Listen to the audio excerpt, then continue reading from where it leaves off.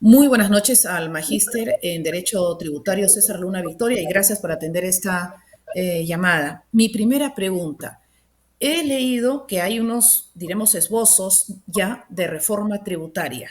¿Qué tenemos en firme, por favor? Muy buenas noches. Buenas noches, Milagros.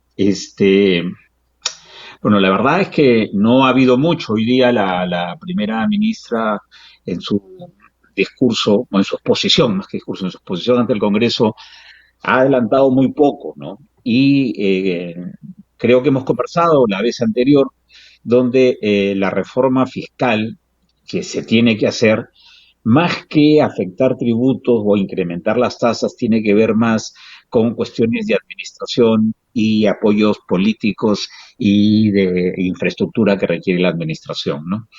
Es verdad, el ministro de Economía en declaraciones ha planteado este, que quisieran facultades delegadas, como ha sido costumbre, pero no sé si en el escenario político el Congreso le vaya a dar facultades delegadas para temas fiscales, o en todo caso el ministro tendría pues que presentar unos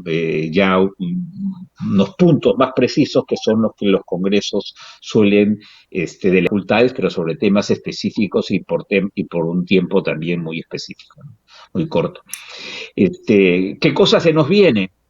Bueno, primero creo que han decantado una serie de temores que hubieron durante la campaña electoral. En rigor, el ministro ha dicho que salvo el impuesto a las sobreganancias mineras, no tiene en mente ninguna modificación tributaria importante, de modo tal que el ministro, siguiendo un poco lo que hemos comentado, tiene la sensación de que la reforma fiscal no supone una reforma de las normas tributarias, sino de la administración. Hace una semana, hubo un decreto supremo de la presidencia del Consejo de Ministros, donde dan cuenta de las políticas que han aprobado, las políticas que se proponen implementar en los próximos 5 años y que ya fueron aprobados por el Consejo de Ministros, ¿no? Y vuelven a poner en primer término la lucha contra la evasión fiscal. Y ese sí son palabras mayores, porque normalmente la gente se mueve en el tema diciendo, oye, pero la evasión fiscal hacen las grandes empresas, los estudios de abogados, las sociedades de auditoría, y generan una serie de mecanismos para aprovecharse las fisuras y de esas fisuras ahorrar tributos. Bueno, ese es un poco diremos lo que la gente normalmente comenta, pero eso no es así, ¿no? Probablemente las cifras que deban alarmar es que la mitad de la economía es una economía informal, gran parte de esa economía informal tiene ingresos asociados a actividades delictivas, narcotráfico, tala ilegal de bosques, pesca ilegal, minería ilegal, servicios informales. Y ahí sí hay que tener, o sea, si se quiere luchar contra la evasión fiscal, y ahí hay un 50% de la economía, habría que ver pues si el gobierno tiene el coraje efectivamente de formalizar la actividad económica informal, ¿no? Es gran parte de su base electoral es una base electoral informal, ¿no? Entonces, ahí hay un tema muy fuerte por hacer. ¿Y Yo dónde veo quedan difícil. dos temas? Sí, perdón, no, por No, favor, adelante, César. Milagros, adelante, por favor. ¿Y dónde quedan y cómo se puede solucionar los temas de corrupción? No tengo ahora mismo la cifra, pero la cifra es gruesa. Y el otro tema de los capitales que funcionan en esto que le llaman los paraísos fiscales. Bueno, lo primero, la corrupción es un tema asociado a la tributación, pero no es un tema de la tributación ni es un tema que corresponda al ministro de Economía per se, ni a el superintendente de Administración Tributaria. O sea, Perdón, la pero los efectos superintendente. sí.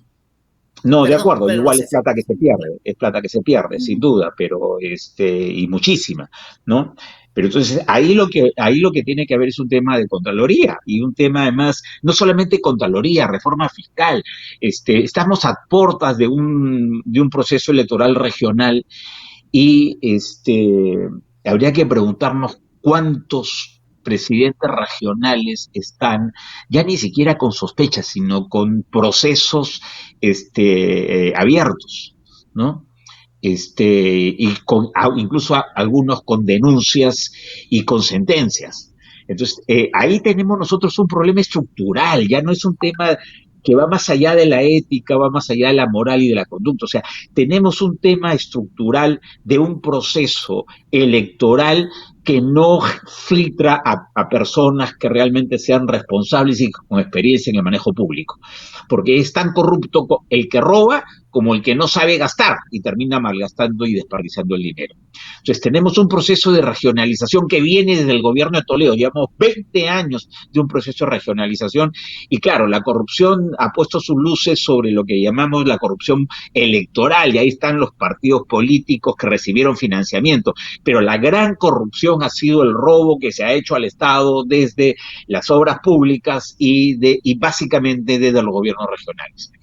Entonces, hay una reforma electoral a medio camino y vamos a elegir nosotros presidentes regionales dentro del próximo año y alcaldes y no tenemos una reforma electoral que nos garantice por lo menos que la oferta sea mejor de la que hemos tenido. Y al otro lado está la Contraloría, hay que fortalecer la Contraloría. La Contraloría es la encargada de advertir estas actividades de corrupción y había que buscar una Contraloría que advierta los temas de corrupción a tiempo, que acompañe los procesos de contratación pública como se hicieron con el programa Reactiva, que salieron miles de millones de dólares de el encaje bancario y que que facilitó que ese dinero fuera a las empresas en virtud de unas garantías y fideicomisos del Estado. La Contraloría acompañó al ministro de Economía, a la ministra de aquella época, y estableció pautas de control al mismo tiempo que se estaban celebrando los contratos y hasta ahora pues no hay ninguna filtración de corrupción en un proceso que fue millonario, ¿no? Y en un tercer lugar, o sea, estamos hablando de una reforma electoral para tener una oferta electoral de candidatos que sean realmente confiables, una Contraloría con recursos para que pueda fiscalizar oportunamente y la verdad, también nosotros, ¿no? Ustedes, los de los medios de comunicación y todas las personas, realmente deberíamos generar una sanción social a los corruptos, ¿no? ¿Qué hace tanta gente acusada de corrupción hoy día en el gobierno? ¿No? Y claro, como es marxista, como es socialista, como en todo caso dice que esto lo está haciendo por el pueblo, tenemos gente manifiestamente corrupta en el gobierno y a nadie se le rompe la camisa ni se desangra el pecho, ¿no? Tendría que haber una sanción social por aquellas personas que ejercen un tema de corrupción, no solamente monetaria, sino también política, también moral, ¿no? ¿Qué hace un ministro de Educación que lo que quiere es que los maestros no sigan un proceso de capacitación y que no suban en el magisterio en función de premios por su dedicación a capacitarse? ¿Qué hace un ministro del Interior que propugna que no se erradique la coca, ¿no? Entonces, esas cosas debieran realmente, ¿cómo se llama?, indignarnos, y no solamente los actos de corrupción que hemos tenido, más como una luz política sobre el financiamiento a las campañas electorales. Y esto va para todos, ¿no? Para todos los partidos, ¿no? Correcto. Solamente una última pregunta por ahora, bueno, que tendría dos.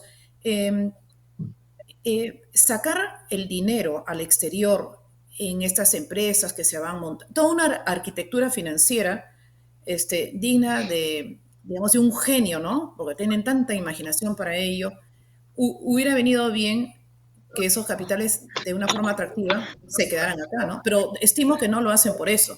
Estimo que lo hacen, puede ser por muchas razones, porque no quieren verse expuestos al robo, porque no querrán pagar impuestos, porque creen que el dinero está más seguro en el exterior o porque no quieren que sus cuentas sean públicas de alguna manera, pero se equivocaron porque es peor todavía, ¿no? Porque llama a sospecha cuando se sabe que una determinada persona tiene el dinero afuera y ha montado una empresa y la empresa resulta que es dueña de la casa donde vive y resulta que la casa no es, digamos, no es de propiedad suya, pero sí, en fin, todo un cambalache, que Kafka estaría pues, muy, muy dichoso, ¿no? De saber todos estos, vamos a decir, A ver, esa fue estos la segunda logros. pregunta de los famosos Pandora Papers. ¿A qué alude esa investigación periodística que destapó que varias personalidades tenían portafolios de inversión o activos en empresas constituidas en paraísos fiscales? Bueno, primero, los paraísos fiscales, a ver, y las empresas que eran propietarias de esto es la que se llaman las empresas offshore, las empresas más allá de la orilla, las empresas en la otra orilla. Nada de esto es cierto, lo fue hace un tiempo atrás, ¿ya? Pero desde hace varios años, básicamente desde que se atacaron las Torres Gemelas en Nueva York en el 2001, o sea, estamos hablando de 20 años atrás, cuando Estados Unidos se dio cuenta que el terrorismo internacional se financiaba a través de cuentas bancarias secretas y a través de toda esta estructura que se ha llamado creativa de empresas supuestamente anónimas, bueno, en ese momento anónimas, cuando se dio cuenta que esa estructura servía para financiar el terrorismo, se olvidaron del secreto bancario, se olvidaron de que las empresas sean anónimas y empezaron a levantar secreto bancario y empezaron a exigir que las empresas no sean anónimas, que siempre se sepa quiénes están detrás de las empresas. Hoy día hay muy pocos países en los cuales se permite empresas oscuras, así se le llama, empresas oscuras, donde no se sabe quién es quién es el dueño. Hoy día, todo lo que la gente conoce como paraísos fiscales, Panamá, Uruguay, las Islas Vírgenes, Bahamas, Liechtenstein, Mónaco, Andorra, y algunos estados en los Estados Unidos, Delaware, Wyoming, Dakota, ¿no? Y algunos regímenes especiales en Madrid y en Londres y en Santiago de Chile, ¿no? Todo esto, lo que antes se llamaba paraísos fiscales, esto es que no pagaban impuestos en ese territorio, hoy día ya no existe. Hoy día las administraciones tributarias, en concreto la SUNAT, sabe o debiera saber quiénes son los peruanos que son propietarios de fortunas o de empresas en el exterior, aunque sean en paraísos fiscales, aunque estén en Panamá, aunque estén en Liechtenstein, en Andorra, o hay una a saber dónde. Y ya no hay secreto bancario, los bancos están obligados a reportar. Recuerden ustedes que empezamos el año con una norma reglamentaria de una ley que había salido hace 2 años, en las que se obligaba a los bancos a entregar a la SUNAT los movimientos bancarios de las personas. Y así como los bancos peruanos entregan información a la SUNAT peruana, los bancos chilenos entregan información a la SUNAT chilena y los bancos panameños a la SUNAT panameña, y en fin, todos los bancos entregan a sus respectivas administraciones tributarias la información de los movimientos bancarios. Esta información se cuelga en las nubes y los países celebran convenios de cooperación para que, por ejemplo, si Perú celebra un convenio con Panamá, el Perú tiene el password, tiene el código para acceder a la nube a los reportes que tiene la SUNAT panameña y averiguar ahí qué peruanos están. Punto uno. Correcto. Punto dos, los peruanos estamos obligados a reportar a la Administración Tributaria Peruana si somos socios de empresas en el exterior y cuánto dinero tienen esas empresas y a acumular y pagar en el Perú los impuestos que se generan por las rentas en el exterior. De modo tal que si las offshore, el secreto bancario pudo funcionar algunos años atrás para ocultar fortunas y eventualmente eludir impuestos, hoy día ya eso no es técnicamente posible. Que la administración tributaria no tenga capacidad técnica todavía es otro tema. Entonces la respuesta no debe ser, oye, qué malas están las empresas offshore, sino darle plata a la SUNAT para que capacite a su gente, para que contrate técnicos especializados, para que tenga equipos potentes para hacer un cruce de Big Data. Yo creo que esa es la solución. Hoy día las empresas offshore y ¿cómo se llama? Todas las estructuras legales ya no son eficaces para ocultar fortunas ni para eludir impuestos. Como nota a pie de Muy bien. página, yo soy Sí. administrador de varios, de varios portafolios y varios trusts y estoy obligado a reportar a la SUNAT todas las operaciones que hago. Los abogados, los contadores, los bancos, que no somos propietarios, sino que intervenimos en operaciones, estamos obligados a reportar todas aquellas operaciones que la SUNAT ha elegido o que nosotros entendamos que son sospechosas. Y si no lo hacemos, somos responsables personal y solidariamente con los impuestos que se estén eludiendo. Así que la historia Muy es bien. distinta ahora. Muy bien.